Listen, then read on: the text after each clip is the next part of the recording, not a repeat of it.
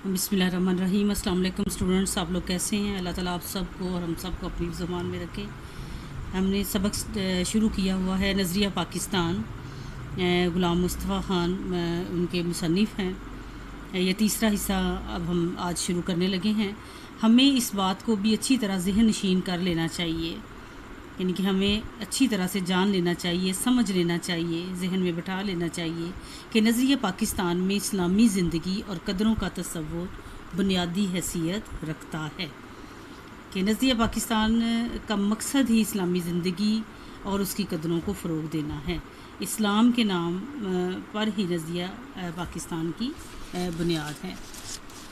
उसके बाद है कि इसमें अब इन कदरों में कौन कौन सी चीज़ें शामिल होती हैं। नंबर 1 है अख़ुवत, भाईचारा, मसावात, बराबरी, अदल, इंसाफ, दयानत, खुदा तरसी, लोगों पर रहम और अच्छे तरीके से पेश आना, इंसानी हमदर्दी और अज़मत किरदार। अपने बेहतरीन किरदार के साथ ज़िंदगी गुजारने के बग़ैर नज़रिया पाकिस्तान को फ़रोग़ नहीं हो सकता, यानी नज़रिया पाकिस्तान तरक्की नहीं कर सकता।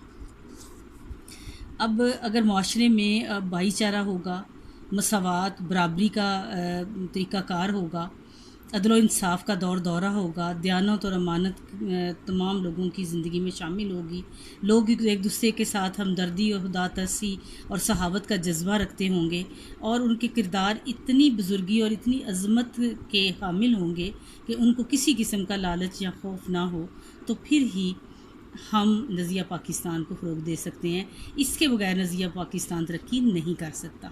अगर हमारा किरदार ही मजबूत नहीं होगा तो हम इसको किस तरह से तरक्की दे सकते हैं। नज़रिया पाकिस्तान का मकसद महज एक हुकूमत कायम करना नहीं था, यानी कि नज़रिया पाकिस्तान जिस मकसद के लिए पाकिस्तान कायम किया गया था, सिर्फ़ ये नहीं था कि आप एक हुकूमत बना लें, एक रियासत बना लें और अलग होकर बैठ जाएं और इसकी तरक्की और कामयाबी के लिए अपना हिस्सा डालना ख़त्म कर दें। ये मकसद नहीं था, क्योंकि मुसलमानों की हुकूमतें एशिया और अफ्रीका में पहले ही मौजूद थी।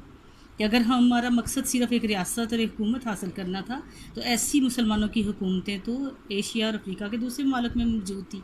हमें इसकी ज़रूरत नहीं थी कि हम एक हुकूमत हासिल करने के लिए पाकिस्तान जो है उसको माज़े वजूद में लाएँ। नज़रिया पाकिस्तान का मकसद इस्लामी असूलों की तरवीज व तरवीज व अशात और अहले आलम के लिए मिसाली मुमलिकत का नमूना फराहम करना था।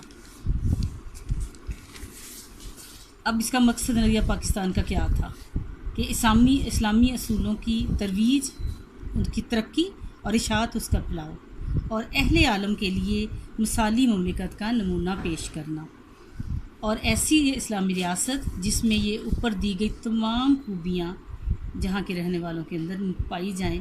ये मकसद था। इन कदरों को अगर ये कदरें तमाम लोगों में मौजूद होंगी तो ही इस्लाम पाकिस्तान का मकसद वाज़े तौर पर हमें नज़र आता है कि इस्लाम के जहाँ पर हम इस्लाम के असूलों के मुताबिक ज़िंदगी के हर पहलू को, वो माशी हो, माशरती हो, वो तहज़ीबी हो, हर किस्म का जो भी हमारे असूल हों, एक कदरें हों, वो सब की सब इस्लाम पर मबनी हों, फिर ही हम उसको तरक्की दे सकते हैं और इशाअत उसकी कर सकते हैं और तमाम दुनिया के लोगों के लिए एक मिसाल के तौर पर हुकूमत कायम कर सकते हैं कि ये देखें इस तरह की हुकूमत इस्लामी हुकूमत है। और ये नज़रिया पाकिस्तान का मकसद था। पाकिस्तान कायम करने का फ़ैसला हिंदुओं को बहुत नागवार गुज़रा।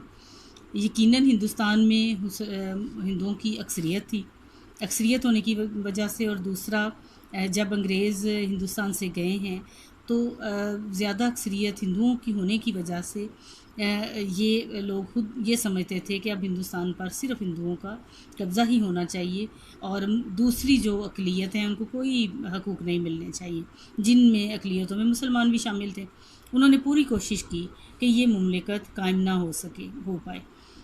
अब चूँकि वो इसके ख़िलाफ़ थे कि एक हमारा जो ख़ित्ता है, एक टुकड़ा जो है वो अलग कर दिया गया है, तो अब उनकी पूरी कोशिश थी कि जिस तरह से भी मुमकिन हो सके ये जो मुमलिकत बनी है वो कायम ना रह सके, वो ज़्यादा देर तक ना चल सके। ان کے پاس دولت اور طاقت تھی، کیونکہ تمام خزانہ اور تمام جو بڑی بڑی فیکٹریاں اور دولت کمانے کے جو ذریعے تھے، بینکس وغیرہ، وہ تمام ہندوستان کے پاس تھے، اس لیے دولت بھی ان کے پاس تھی اور طاقت بھی تھی، فوج کا سارا سسٹم بھی ان کے پاس تھا۔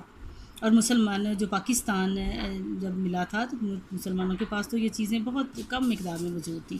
جنوبی ایشیا میں ان کی اکثریت تھی، لیکن چونکہ قیام پاکستان کا مقابلہ حق اور انصاف پر مبنی تھا، یہ تو تمام انگریز اور تمام لوگ یہ جانتے تھے کہ پاکستان کا مطالبہ جو ہے وہ بالکل ٹھیک ہے، درست ہے، حق پر مبنی ہے، اور انصاف کا تقاضا یہی ہے کہ مسلمانوں کے لیے ایک خطہ وطن الگ بنایا جائے جہاں پر رہتے ہوئے وہ آزادی کے ساتھ اسلامی اصول و قوانین کے مطابق زندگی گزار سکے۔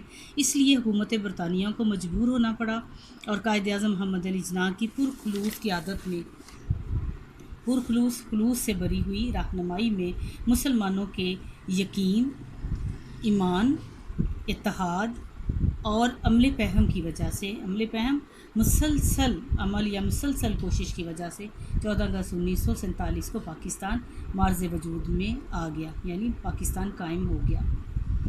پاکستان نے اپنے قیام سے اب تک بڑی ترقی کی ہے اور اس کا شمار دنیا کے اہم ملکوں میں ہوتا ہے۔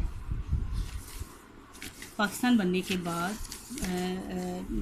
بہت زیادہ پاکستان نے ترقی کی اور تمام دنیا کے جو بڑے بڑے ممالک تھے ان میں اہم ملکوں میں شامل ہونے لگا، اور لوگوں نے جانا کہ یہ بھی ایک ملک ہے اور اس میں بھی یہ جو ہے خوبیاں اور اس لحاظ سے یہ اہمیت رکھتا ہے۔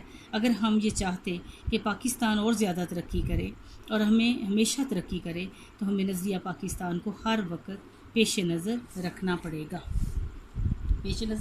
گا، نظر کے سامنے رکھنا پڑے گا، یعنی اس کو اہمیت دینی پڑے گی کہ اگر ہم یہ چاہتے ہیں کہ پاکستان ترقی کرے، کامیابی حاصل کرے، ہر میدان میں وہ آگے بڑھے، تو ہمیں نظریہ پاکستان کو نظروں کے سامنے رکھنا پڑے گا۔ اس کی بدولت ہم پاکستان کو مستحکم، مضبوط اور شاندار اور اعلیٰ بنا سکتے ہیں۔ کس بنیاد پر؟ نظریہ پاکستان کی بنیاد پر۔ نظریہ پاکستان کا مقصد پاکستان کو اسلامی اور فلاحی مملکت بنانا ہے۔ ہمیں ایسا کوئی قدم نہیں اٹھانا چاہیے جس کی وجہ سے خدا اور اس کے رسول صلی اللہ علیہ وسلم کے سامنے ہمیں شرمندہ ہونا پڑے۔ اب نظریہ پاکستان کا مقصد کیا تھا؟ کہ اسلام ایسی ریاست، ایسی فلاحی ریاست جس میں تمام لوگوں کے حقوق و فرائض کا خیال رکھا جائے اور ہر قسم کی اقدار کو مد نظر رکھا جائے، اور تاکہ لوگ جو ہیں اسلامی اصول و قوانین کے مطابق نہایت اچھے طریقے سے زندگی بسر کر سکے۔ اور ہمیں ایسا کوئی قدم نہیں اٹھانا چاہیے، یعنی کہ ہمیں کوئی ایسا کام نہیں کرنا چاہیے جس کی وجہ سے خدا اور اس کے رسول کے سامنے ہمیں شرمندہ ہونا پڑے، کیونکہ پاکستان ہم نے اسلام کے نام پر قائم کیا ہے۔ تو اگر اسلام کے نام پر قائم کیا ہوا ملک میں ہم کوئی ایسا قدم اٹھائیں گے کہ جو اس کے خلاف ہوگا تو ہمیں اللہ اور اس کے رسول کے سامنے شرمندہ ہونا پڑے گا۔ ہمارا جینا اور مرنا پاکستان کے لیے ہونا چاہیے، ہمیں زندہ بھی پاکستان کے لیے رہنا چاہیے، اور ہمارا جو زندگی ہے وہ پاکستان پہ قربان ہونے کے لیے ہی ہونی چاہیے، کہ ہمارا ہر اوڑھنا بچھونا پاکستان ہی ہو۔ قومی مفاد کے سامنے ذاتی مفاد کو دل سے نکال دینا چاہیے، قوم کا فائدہ مد نظر رکھنا چاہیے، اپنا فائدہ دل سے نکال دینا چاہیے، یعنی کہ ہر معاملے میں کوئی بھی معاملہ ہو کہ وہ مساوات کا معاملہ ہو، وہ عدل کا معاملہ ہو، وہ لوگوں کے ساتھ انصاف کا معاملہ ہو، یا اخوت و بھائی چارے کا ہو، کوئی بھی معاملہ ہو، اس معاملے میں ہمیں کیا کرنا چاہیے؟ وہ قومی اصول و ضوابط کا معاملہ ہو، قوم کی ترقی کا معاملہ ہو، صنعتی ہو یا ثقافتی ہو، ہر نقطہ نظر سے ہمیں یہ پہلو سامنے رکھنا چاہیے کہ ہمارا قوم کا کس میں فائدہ ہے، اپنے ذاتی فائدے کو دل سے نکال دینا چاہیے۔ ہر قسم کی گروہ بندی سے بالا تر ہو کر اس کو چھوڑ کر بے پرواہ ہو کر تمام پاکستانیوں کی فلاح و بہبود، بہتری کے لیے کوشش کرنا ہی نظریہ پاکستان کو فروغ دینا ہے، ترقی دینا ہے۔ اگر ہم نے نظریہ پاکستان کو پیش نظر رکھا، یعنی اگر ہم نے اپنی نظروں کے سامنے نظریہ پاکستان کو ہر نقطہ نظر میں سامنے رکھا اور اپنے سیرت و کردار کو اس کے مطابق ڈالنے کی کوشش کی تو دنیا کی دوسری قوموں میں بھی ہمیں امتیاز حاصل ہوگا اور ہم اسلامی اصولوں کی روشنی میں پاکستان کو توانا کہ مضبوط مستحکم مضبوط شاندار اعلیٰ اور پرعظمت بنانے میں پوری طرح کامیاب ہو جائیں گے انشاءاللہ۔ کہ اگر ہم نے نظریہ پاکستان کو ذہن میں رکھا کہ کس مقصد کے لیے پاکستان حاصل کیا گیا تھا تو ہم اپنے ذاتی جو کردار ہے، اپنا جو طریقہ کار ہے، اس کو اس کے مطابق اسلامی اصولوں کے مطابق ڈالنا ہوگا تاکہ دوسری جو اقوام ہیں، دنیا کی قومیں ہیں، ان میں ہمیں ایک انفرادیت حاصل ہو، ایک منفرد مقام ملے، ان میں ہمیں برتری حاصل ہو اور ہم ان اسلامی اصولوں کی روشنی میں پاکستان کو زیادہ قوت والا، مضبوط، طاقتور، مستحکم، مضبوط، شاندار، اعلیٰ اور عظمت والا بنانے میں پوری طرح کامیاب ہو جائیں گے انشاءاللہ۔ اب اسٹوڈنٹس، یہ جتنی پیراگرافس ہیں، یہ سب کے سب، خاص طور پہ یہ لاسٹ 3 جو پیراگرافس ہیں، یہ پیراگراف تشریح کے لیے بہت ہی امپورٹنٹ ہیں۔ اس کا ایک ایک لفظ اور یہ بھی جو لائن یہاں سے شروع ہوتی ہے کہ اگر ہم نے نظریہ پاکستان کو پیش نظر رکھا، یہاں سے لے کر یہ لاسٹ والی لائن تک، پھر پاکستان نے اپنے قیام سے اب تک بڑی ترقی کی ہے، یہاں سے لے کر شاندار یہاں تک، پھر یہ پیراگراف ہے کہ اس لیے چونکہ پاکستان کا مطالبہ حق اور انصاف پر مبنی تھا، یہاں سے لے کر یہ مارز وجود تک آنا، اور یہ پچھلے پیراگراف، یہ سارا جو سبق ہے آپ کا، میں نے شروع میں ہی آپ کو بتایا تھا کہ یہ خلاصے کے نقطہ نظر سے اور نثر پارے کی تشریح کے نقطہ نظر سے یہ بہت اہم ہے۔ اب آگے آتے ہیں مشق کی طرف۔ تمام سوالات کے جواب آپ کو اس لیسن میں مل جائیں گے۔ جیسے ہی میں نے سوال پڑھنا ہے، آپ کو فوراً سمجھ آ جائے گا کہ یہ اس کا جواب کہاں پر موجود ہے۔ مسلمانوں کو اپنے سوال نمبر 1 ہے، مسلمانوں کو اپنے دینی معاملات میں اپنی آزادی کب ختم ہوتی نظر آئی؟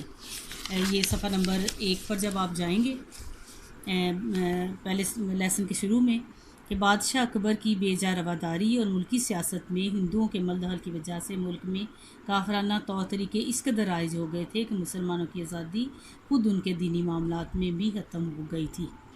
ٹھیک ہے، یہ اس کا پہلے سوال کا جواب ہے۔ اس کے بعد اگلا سوال ہے، سلطان ٹیپو اپنی جدوجہد میں کیوں کامیاب نہ ہو سکا؟ سلطان ٹیپو نے نہ صرف، یہ بھی پہلے صفحے پہ ہے، آپ دیکھیں گے، آپ کو نظر آ رہا ہوگا یقیناً، سلطان ٹیپو نے نہ صرف ہندوؤں اور انگریزوں کا مقابلہ کیا بلکہ افغانستان، ترکی اور پھر فرانس کو بھی اپنے ساتھ شامل کرنے کی کوشش کی، لیکن ملک کے دوسرے سرداروں نے ساتھ نہیں دیا اور انہیں کامیابی حاصل نہ ہو سکی۔ یہ دوسرے سوال کا جواب ہے۔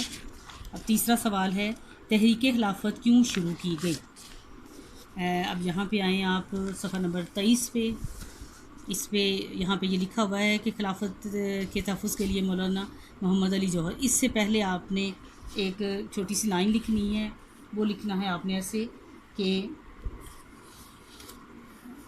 ہندوستان کے مسلمانوں نے ترکی میں خلافت کے تحفظ کے لیے اور حجاز مقدس میں مقدس مقامات کی حفاظت کے لیے تحریک خلافت شروع کی، جو کہ علی برادران نے شروع کی تھی۔ یعنی کہ خلافت کے تحفظ کے لیے مولانا محمد علی جوہر اور ان کے بڑے بھائی مولانا شوکت علی کی رہنمائی میں تحریک خلافت شروع کی گئی، جس کا مقصد ترکی میں خلافت کے تحفظ اور حجاز مقدسہ میں مقدس مقامات کی حفاظت کرنا تھا۔ ٹھیک ہے، اب آگے اس کا لکھیں ذرا۔ اگلا کوشچن ہے، علامہ اقبال نے مسلمانوں کے لیے الگ وطن کا مطالبہ کب اور کہاں کیا؟ یہ 20 صفحے پر اس کا آنسر ہے۔ 1930 میں مسلم لیگ کے الہ آباد والے اجلاس میں علامہ اقبال نے مسلمانوں کے لیے ایک علیحدہ وطن پاکستان کی تجویز پیش کی۔ اگلا سوال، اہل مغرب میں قومیت کی بنیاد، اہل مغرب نے قومیت کی بنیاد کس پر رکھی ہے؟ یہ اس صفحے پر آئیں آپ۔ اہل مغرب نے خاندانی، نسلی اور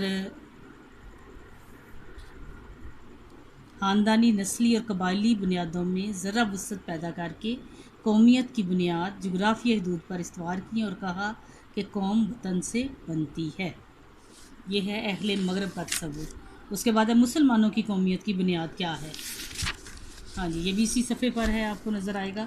مسلمانوں کی قومیت ایک نظریاتی قومیت ہے جو لا الہ الا اللہ پر قائم ہے، یعنی یہ کہ نسل، رنگ اور وطن کی بنیاد پر نہیں بلکہ ایک نظریے، ایک عقیدے، ایک کلمے کی بنیاد پر وجود میں آئی ہے، اور اس نظریاتی پہلو کو نمایاں کرنے کے لیے اسے ملت کہا گیا ہے۔ یہ اس کا آنسر ہے۔ اس کے بعد آگے ہے، اگلا سوال ہے نظریہ پاکستان کا مقصد کیا ہے؟ ٹھیک ہے، تو یہاں پہ آئے نظریہ پاکستان کا مقصد پاکستان کو ایک اسلامی اور فلاحی ریاست بنانا ہے۔ اگلا سوال ہے شدی اور سنگٹھن کی تحریکوں کے مقاصد کیا تھے؟ یہ اسی صفحے پہ آئے ہیں، صفحہ نمبر یہ ہے کہ ہندوؤں نے مسلمانوں کو ہندو بنانے کے لیے شدی کی تحریک شروع کی اور ان کو ختم کرنے کے لیے سنگٹھن کی تحریک شروع کی۔ ٹھیک ہے، یہ تھے کوشچن آنسرز۔ اس کے بعد آگے ہے درج ذیل الفاظ و مرکبات کو جملوں میں استعمال کریں۔ الفاظ آپ کو میننگ جو ہے میں نے سارے ساتھ ساتھ بتائے ہیں۔ اس کے بعد ہے سبق کا خلاصہ، اچھی طرح سے یاد کرنا ہے۔ آگے ہے ایم سی کیوز۔ سبق کے مصنف کا نام ہے ڈاکٹر غلام مصطفیٰ خان۔ ٹھیک ہے، یہ میں نے نشان لگا دیا ہے، آپ اس کو اچھی طرح سے دیکھ لیں۔ اگلا ہے اکبر کے دور میں دین کی سربلندی کے لیے کس نے سختیاں جھیلی؟ حضرت مجدد الافسانی نے۔ سید احمد بریلوی اور شاہ اسماعیل کب شہید ہوئے؟ 1831 میں۔ 4 آپشن دیے ہوئے ہیں، ہر ایک ایم سی کیو 4 آپشن دیے ہوئے ہیں، ان میں سے ایک کریکٹ ہے، اس کو دیکھ لیں۔ کانگریس کب قائم ہوئی؟ 1885 میں۔ مسلم لیگ کس نے قائم کی؟ نواب محسن الملک نے۔ مصنف نے دنیا میں قومیت کی تشکیل کی کتنی بنیادیں بتائی ہیں؟ 2۔ اور یہ جو ایم سی کیو ہے یہ والا قومیت کی بنیادوں والا، یہ تقریباً ہر سال کسی نہ کسی بورڈ کے پیپر میں ضرور آتا ہے۔ اگلا سوال ہے، سوال نمبر 5 ہے، سبق کے متن کو ذہن میں رکھ کر درست و غلط کے جواب لگائیں۔ مسلمان کفر و الحاد کا غلبہ ہوتے دیکھ کر اٹھ کھڑے ہوئے، درست ہے۔ شاہ اسماعیل سید احمد بریلوی کے مرشد تھے، غلط ہے یہ۔ اس کے بعد ہے یہاں سید نے مجبوراً انگریزوں سے مفاہمت کو غنیمت جانا، درست۔ پہلی جنگ عظیم میں ترکی نے انگریز کا ساتھ دیا، غلط۔ ترکی کو نقصان نہ پہنچانے کا وعدہ فریب ثابت ہوا، درست۔ مسلمانوں کو قومیت کی بنیاد مغرب کے تصور قومیت سے مختلف ہے، درست۔ ٹھیک ہے، آگے جی کالم الف اور بے کو ملانا ہے۔ 1930 الہ آباد، کانگریس 1885، مسلم لیگ 1906، 1831 عیسوی شہادت شاہ اسماعیل شہید۔ اس کے بعد ہے نظریہ پاکستان اسلامی زندگی۔ یہ آج کا ہمارا لیسن جو ہے یہیں پہ ختم ہوتا ہے۔ امید ہے کہ آپ نے اچھی طرح سے خلاصہ بھی لرن کیا ہوگا اور سبق نظریہ پاکستان کے الفاظ معنی بھی اچھی طرح سے یاد کرنے ہیں، اور اس کا ایک ایک لائن جو ہے وہ پیراگراف تشریح ہے، تو آپ اچھی طرح سے اس سبق کو یاد کریں تاکہ جب آپ کا ٹیسٹ ہو تو آپ نہایت اچھے طریقے سے دے سکیں۔ بہت بہت شکریہ، السلام علیکم۔